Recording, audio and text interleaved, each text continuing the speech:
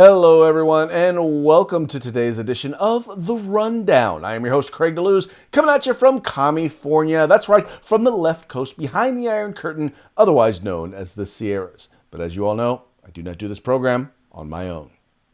That's right. I'm your co-host for today's program. I am Mike Pikowarski, coming to you from the Gunshine State. Well, mostly Gunshine State. It's kind of middle of the road for Gun State now.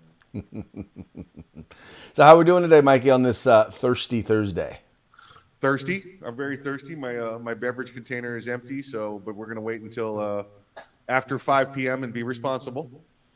Right. Well, I will say this. At least one of the advantages to switching to our new time slot at 3 p.m. Eastern, noon Pacific, is it actually does open the door. So now it's like, socially acceptable if I decide that I want to partake. I'm not morning drinking. I may be day drinking, but I'm not morning drinking. Hey, the best kind of day drinking is day drinking at work, right? Listen, at 3 p.m. here on the East Coast, that's the start of many, many happy hours. So, that's peer pressure, and sometimes you just have to give in. Well, exactly. So now, folks, just so you know, we are not alcoholics. We are drunks. Alcoholics have to go to all those darn meetings. That's right. That's exactly right. Yeah. We're just seriously though. We're just kidding. We like to joke around about stuff like that, but we always encourage people, if you do decide to partake of the adult beverages, please do so responsibly. Yeah, and don't do so at work. Yeah. Anyway, any special plans for the weekend, sir? I think Sunday I'm going shooting. I'll probably work half a day and go shooting half a day. I think Sunday is shooting day. Bringing out the big toys, the Class 3 stuff, the belt-fed stuff. Oh, man. We're gonna have some fun. Yeah. So one day you're actually going to invite me out there to shoot some of these Class 3 items. Listen, I don't need the California Department of Justice coming after me because you decided to leave California, come to Florida, and pretend you were free. I don't need that going on over here. So I don't need no California warrants. Not like you don't have any already. California warrants? Probably so. But that's probably so. That's from the steel tip dart incident of 13, but that's different. Exactly. So, hey, sir, why don't we go ahead and let's get into today's topics. Let's do it. All right. So let's start at the top of the list. Here we have at the top of the list, if you've been following the news, you know that this big infrastructure deal, this $1.2 trillion infrastructure deal was passed the Senate. It was supported by 19 Republicans. 30 Republicans voted against it. Now, I'll be the first to tell you, normally if the economy is stifled and we're in need of it, at the very beginning, a while ago, I was probably in favor of an infrastructure deal that would actually help improve roads and schools and stuff like that. But here's the problem we're facing right now, folks. Number one, we've already borrowed or put out there billions. And when I say billions, I'm talking record money has been put into the economy. That basically a lot of it's been spent, a lot of it hasn't been spent. But the fact is that we're seeing massive inflation already starting. And now here it is, we're doing additional spending. And once again, if it were for infrastructure, one could make the argument. But let's just be honest, like 23% of the overall stuff that is in this particular measure is actual infrastructure. We're talking roads, bridges, internet, stuff like that. The rest of it is going into climate change and social programs that they're calling infrastructure. And needless to say, there are a number of people who are actual conservatives calling for the heads of these 19 GOP senators, which quite frankly are led by, none other than the Mitch McConnell, the Republican leader in the Senate. Yeah, this is... let's all get along. Let's and this is what they're trying to do, Craig. They're trying to work together because they all want to be successful during their reelection campaigns, right? They've just sold out their values, sold out their party, sold out everybody. But we see this happen all the time. It's really no surprise that this occurs. Let's give you the 19 names here so you know. Roy Blunt from Missouri, Richard Burr, North Carolina, Shelley Moore Capito from West Virginia, Bill Cassidy, Louisiana, Susan Collins of Maine, no surprise there, Kevin Kramer, North Dakota, Mike Crapo, Idaho, Dave Fisher, Nebraska, Lindsey Graham, South Carolina, Chuck Grassley, Iowa, John Hoven, North Dakota, Mitch McConnell of Kentucky, Lisa Murkowski, Alaska, no surprise there, and Rob Portman of Ohio, James Risch, Idaho, and of course, Mitt Romney of Utah.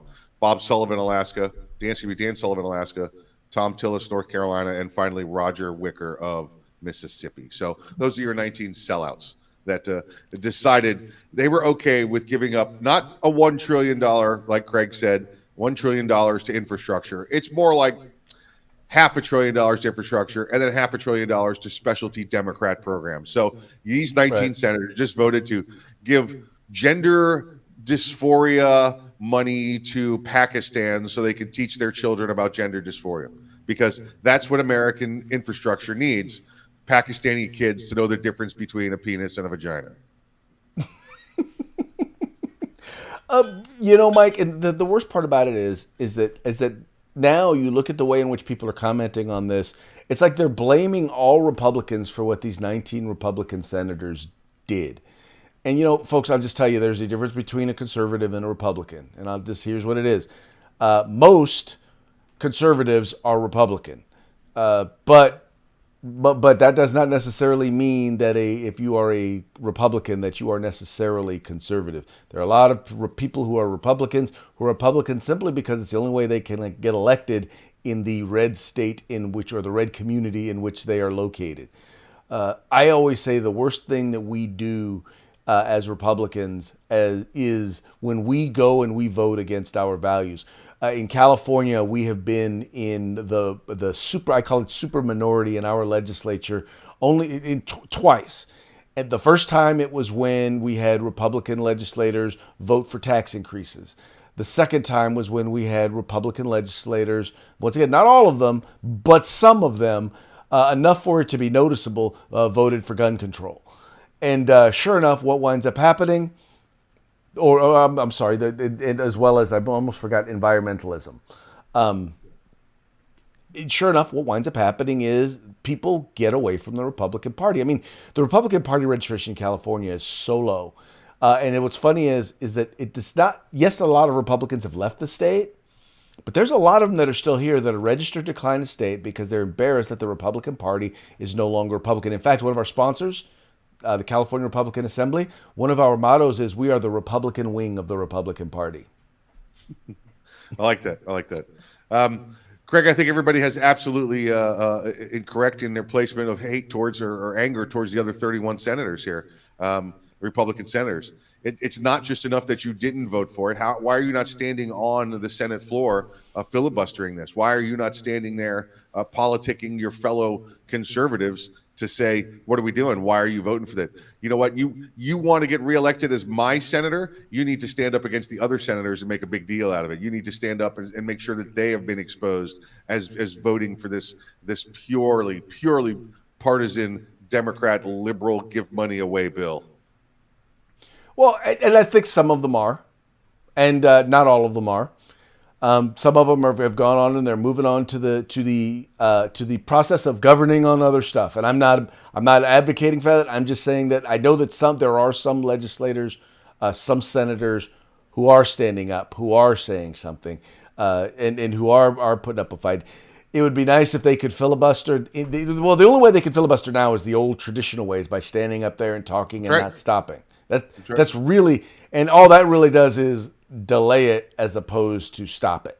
But it brings recognition to the problem, and it brings enough time so where the other constituents of those 19 senators can start bringing hate down upon them and letting them know that that's not what they want from their senator. Well, would have been nice to have seen that happen. It sure would have. Yeah, and my two senators are going to get Rick Scott and Marco Rubio are definitely going to be getting an earful from me. Of that I have no doubt. I got something for you, boy. Come on over here. All right, hey Mikey. Hunter Biden's laptop is back in the news, and it's actually a different.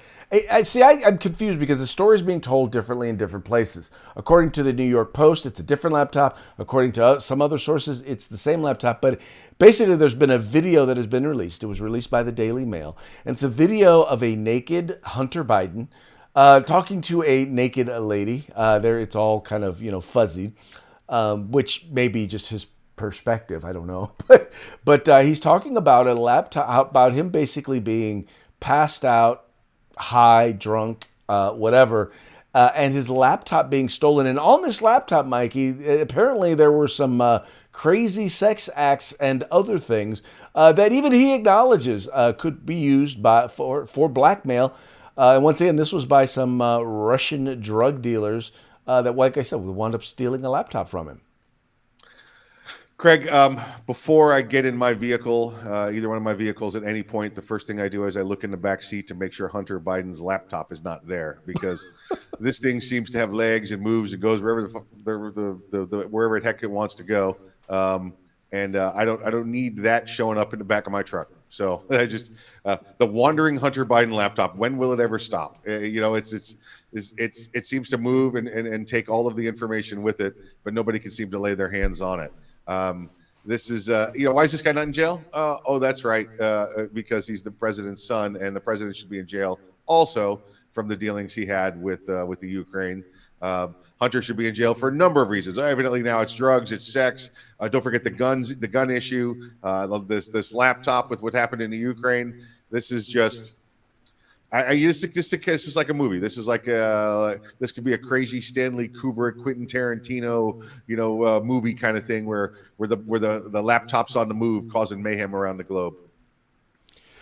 Well, but see, what gets me, and the reason why I report on this is, number one, we literally we know for a fact now that the Biden administration is, well, how shall we say, compromised.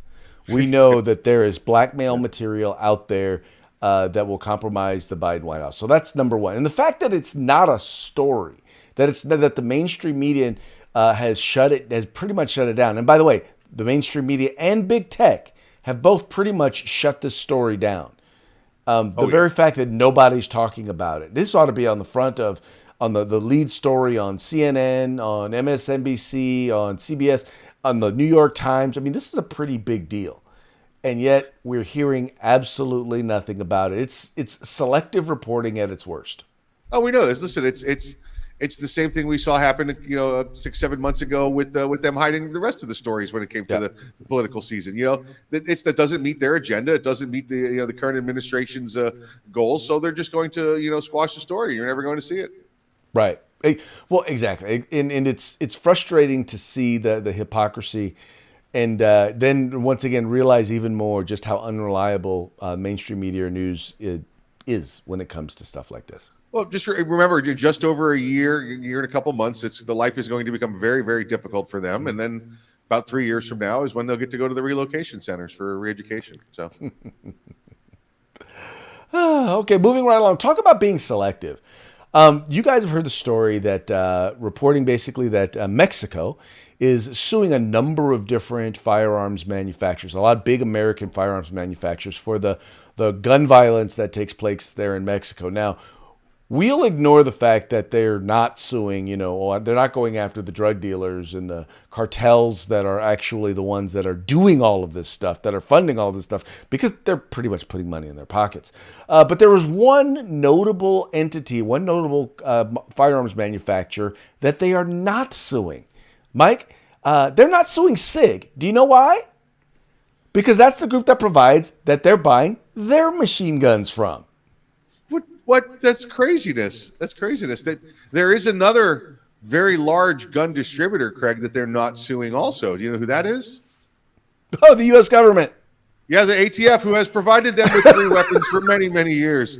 Operation Fast and Furious. Thank you very much. I think that's Dave Kodria that exposed that. Let's give him credit. That's that they're not suing them either. But yeah, how hypocritical. They're not suing SIG because SIG, they buy guns from SIG, but they're suing all of the other companies that sell firearms. It's It's a crock. It's nonsense. Listen, you see what customs looks like when you come into the United States, right, Right. from Mexico. I mean, if you actually come to a border checkpoint, you know, that they Right. check you, they look for you, they search you. And folks, if you ever tried to go the other way, Americans will check you before you go out for a little bit, not as much as you come in. Right. But Mexico, you get the wave. If there's anybody there at all, come on in. Well, but you really Mike, want to tell me you're serious about stopping guns from coming to your country? How about, I don't know, you stop me and ask me a question and maybe even take a look at my car when I come into your country.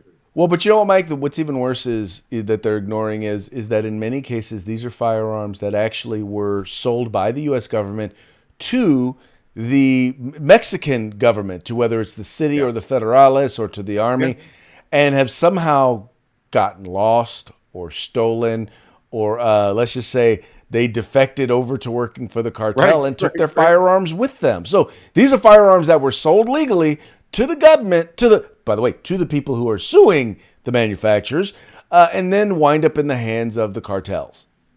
This is a 100% Mexican-caused problem. It has nothing to do with American firearms. I wonder if they're suing Russia for the AK-47s they have, if they're suing Czechoslovakia for the CZs they have, if they're suing Italy for the Berettas. Mikey, see, now there you go. Blaming Mexicans. See, now, once again, back to racial sensitivity training for you. This is it. Hey, remember, green side up, green side up. This is lunacy. It's not even hypocrisy. This is lunacy that they would attempt to do this. The only reason this happened, Craig, and I would swear on this, right? I'll put my paycheck on a box of Krispy Kremes and bet you that the only reason they are suing U.S. manufacturers in Massachusetts, in the Massachusetts courts, is because the Biden administration said it was okay or urged them to do so because America needed it to help with our fight against guns. And that's exactly it, because you do have the administration that is actually encouraging both state AGs and states to change their rules in order to be able to sue gun manufacturers. Because ultimately, here's the thing: is these guys are going to have to fight these things, and even though in the end it's going to wind up getting to the Supreme Court and they're going to lose, they're going to spend millions upon millions of dollars defending themselves before it gets there. Yep. And that's what it's designed to do, to bleed them dry. Yep. To take That's the money, exactly what the goal operating funds away from those firearms companies and stick it towards defending themselves from frivolous lawsuits. Exactly. And it is, once again, sad to say the least. But that's why it's important that you support organizations like the Second Amendment Foundation, like Firearms Policy Coalition, like Gun Owners of America, who are actually filing lawsuits defending these manufacturers. The NSSF, well, they get industry money, so they don't need your money. But it's important that you support these organizations that are fighting these entities, that are fighting these lawsuits. And by the way, getting the attorney's fees back. You know, they're going to make these entities, when they violate the Constitution and they violate the law, they're going to make them pay. That's it. That's how they get it. That's they just got to hang on and survive until then. And like I said, they've got some operating funds, but gun business is just like any other business. It's a razor thin margin. So throwing hundreds of millions of dollars at lawsuits is not the way to survive. Well, exactly. And the other thing, quite frankly, this is what I always tell folks: look, it's important that if firearms retailers and firearms manufacturers are put out of business, well, then how exactly are you going to exercise your constitutional rights if you can't get one anywhere? Just saying. Well, it's easy, Craig. You're allowed to build your own firearm. You just get yourself oh, wait, never mind. Oh, yeah. You get me, Mikey. You get me. Okay, moving right along. One of the biggest issues that I've always had with some of a case of Roe v. Wade, and I'm not going to get into the issue of abortion, but just how, in fact, the fact that once Roe v. Wade was passed, it was like there is no debate, or you're not allowed to really then have public debate over that issue. Well, one of the other issues where this is actually taking place has to do with the issue of gender dysphoria. And you have the Pediatric Association of America is basically going out of its way to stifle any sort of discussion or conversation or even debate about gender dysphoria, what it is, and what are the best ways to address it. And anyway, but that's becoming actually a very, very big story. In other words, you're not allowed to discuss it. You're not allowed to debate it. You're not allowed to say whether or not, for example, we should be giving puberty or hormone testosterone blocking drugs to children. Drugs that could have a major effect on them the rest of their life, or whether or not they should be participating in, we should be doing the whole transformation process, surgeries and all, while they're still teenagers or little kids. I don't know, Micah, what do you think about this? Well, I mean, listen, that's obviously ridiculous that we even have to have this discussion that it's allowed to happen. Now, a lot of the American doctors got their information, got their source. Instead of going to the AMA, they went to the European Medical Association, and this sex change, gender dysphoria thing. That's long ties coming out of Switzerland for years and years there. Well, what's recently come out of the European Medical Association, or whatever the proper title is that they should not be. And again, they've said this very early. So they should not be giving narcotics, giving drugs, giving testosterone blockers to anyone under the age of 18. Now, they were doing this as far down as age 12, Craig.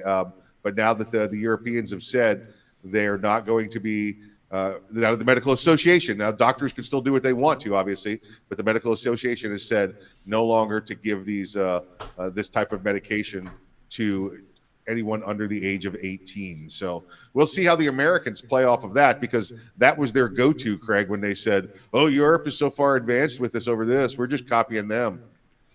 Well, exactly. And because ultimately, here's the thing. You're giving someone medication that will potentially affect them the rest of their life. And they're, at the age of 12, at the age of 13, heck, even at the age of 15, 16, there is a lot that is still going on, and you don't want to be making decisions that are going to affect you, and particularly physically and mentally, the rest of your life. So the idea of doing something like that and allowing someone who we won't even allow to go to a tanning salon on their own, we necessarily want to be making, permanent decisions and permanent alterations to their bodies at that particular age. If you're a grown adult and you decide what you want to do with your body is your choice, that's fine. But I don't think we ought to be doing that with children. Oh, but let's be clear. Listen, it's not like we're giving them aspirin or antibiotics or anything like that. Right. These are chemicals that change the brain patterns. This is mood enhancing, mood changing, thought process changing. This blocks testosterone. This increases estrogen. This changes the way your brain develops and the way you think. Mm-hmm. You waiting till 18 is just about the basic, I would think, of non-interference medical advice. You're taking, this is like, oh my God, my child is so small and cute, I'll give it coffee and cigarettes to stunt its growth. Okay, that's basically what you're doing. You're being unfair to science, unfair to history, to nature. You're being unfair to nature here. You're cheating nature out of its normal normal development of a young person.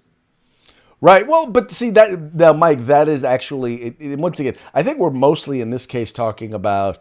Well, let me clarify. Maybe we are or not talking about male to female, because once you start introducing things like testosterone blockers, it affects your ability to have children in the future, to grow normally or anything like that. Now, their goal, quite frankly, is they don't want to grow normally. They don't want to grow facial hair. There's certain transformations that take place during puberty that they don't want to have happen so that they can be or appear more female.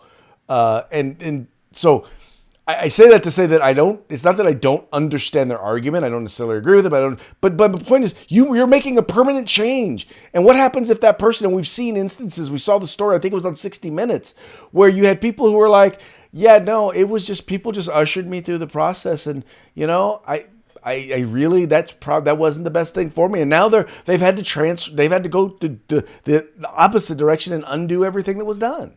It's the same way the opposite direction, Craig. It's when they take the young women and they want to pump them full of testosterone, that ends up ruining their reproductive organs. And, by the time they're 18, they can run a mile faster than Seabiscuit, and they got a head the size of Barry Bonds. It's crazy. Having mastectomies and stuff like that. Anyway, but it's, once again, we're talking about permanent alterations, permanent changes. There's a reason we don't let minors under 18 get tattoos, right? Why are we allowing these permanent changes? in particular with folks who think about it. I'm not the person I was at 12 to 15. You're not the person you were at 12 to 15. Imagine being stuck with a permanent decision that was made then, Yeah. having to stick with that decision now. Absolutely right. Absolutely right. Yeah. All right.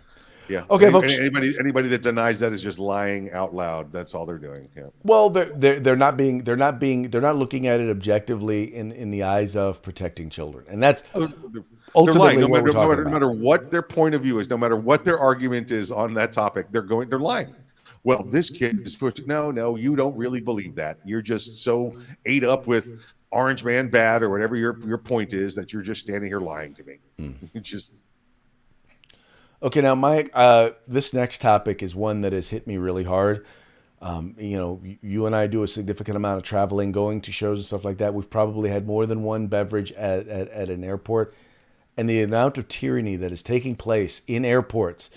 One in particular, there in New York, where they are serving a a $27.85 beer.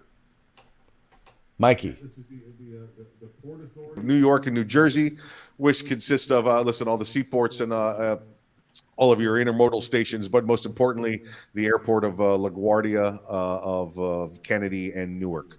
And this is just, you got to understand the Northeast, Greg. You got to understand the city up there. That this is the way it goes. Like, this is the kind of place where, oh, listen, I'd like to get a building permit here to fix this. To fix this up and revitalize this part of the community. Oh, I'm sorry, it's a 6-month wait and a $300 fee. Unless you want to go see Jimmy over there and give him $3,000, and then we can have it done in 48 hours. Mm-hmm. That's the kind of city that exists in New York every day. And this is what's going on in the Port Authority of New York and New Jersey. This has gone unchecked for many times. They've passed an ordinance there that says the prices at an airport cannot be more than 10% of what the local economy prices are. So you go outside the JFK there, and a bottle of soda is $1.79, but inside JFK Airport it's $4. Well, Craig, listen, I'm not no math magician, but that's a lot more than 10%. That'd be a 17.9 cent increase, and $4 is a lot more than that over $1.79. Clearly, you have failed your Common Core math, Common Core math education. But Mike, the thing that gets me is that now, once again, this particular price is extremely exorbitant, but this is not uncommon to see. No. I mean, because you can go into an airport and you'll see a bunch of different restaurants that you'll see when you're outside of the airport, and the prices are crazy sky high. And you're stuck because, well, if you're waiting for a flight or something like that, it's not like you can just leave and then bring anything back in. No, that can't happen. Yeah, because they're working in cahoots with the TSA, and you can't bring in more than 3 ounces. Remember? By the way, when they find all that alcohol, it does not get dumped out and thrown away either. Just so you know that. Listen, they asked them. I said, "Well, what's the deal with the beer for $27.85?" And Greg, this is what these guys had the nerve to say. They said, we typed it in wrong. It should have been $18.45." Like, dude, that's still not 10%. Okay, And they said, we typed it in wrong. You see, I used my hand and I meant to type a 1 and I hit a 2. These are the same kind of places, Craig, when they bring the kid in that works there and he's got a black eye, and they go, "What happened to the kid?" And they go, "Oh, he fell." And the kid goes, "What happened?" He go, I fell. Sorry. Okay. This is New York. This is the Port Authority of New York and New Jersey. Mm-hmm. This is how it operates there.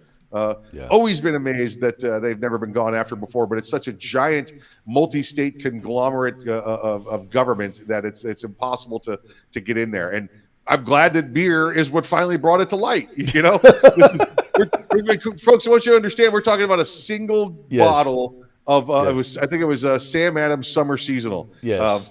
Which would normally be about $3-4 on the outside. If you went to a bar, maybe it would be $5 or $6 for a beer, right? $27 in the airport. You could go to the most expensive grocery store and pay less than that for a case of it. That's a case price. That's exactly what that is. That's a case price. That's so, folks, once again, this is not. I mean, yeah, it's about the beer, but it's not really about the beer. It's about out of control government. It's about what happens when you let a governmental entity make decisions, control the market. This is the sort of thing that happens. Anyway, that's kind of the real story behind the story, for lack of This is the same reason, and I'll tell you right now, because the Trade Center, when the Trade Center was rebuilt, Freedom Tower there, which is part of the Port Authority of New York and New Jersey because of its location, and it is a Port Authority building. That's why that building took 15 years to build when the original Twin Towers took like 3, okay?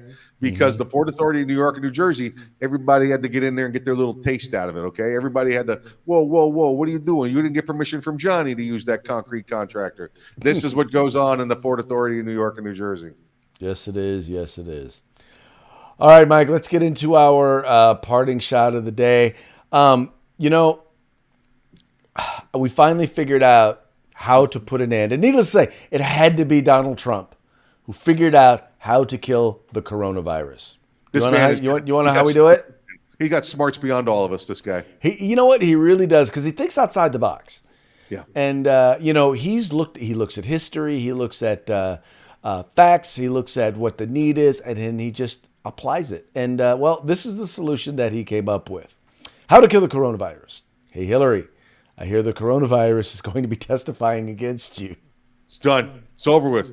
Greg, you and I asked the other day where the Bravo variant and the Charlie variant were. Well, I think I know what happened. I think Hillary already got to them. Exactly. Hillary she got to Bravo and Charlie. Yeah, now, she's already Delta is next. That's it. Yep. Exactly right. Yeah. Oh, man. All right, folks. Well, hey, that's going to be it for today's edition of the Rundown. But tomorrow is Feedback Friday. You guys know Feedback Friday is where we kind of talk with you guys. We get your word. We see what you guys are thinking about with the news of the week. And then, the best commenters get a chance to win some free stuff. That's it. This week we've got a 9.5-inch 5.56 barrel that you can use for your pistol build or your short barrel rifle build. So got a nice 5.56 barrel for you. Right. Now, once again, as I always say, I know you could be watching us on any number of channels, the California Republican Assembly, Arms Room Radio, 2A News, but the place to comment, the place where the conversation is taking place is at the Rundown. So you got to go to the Rundown.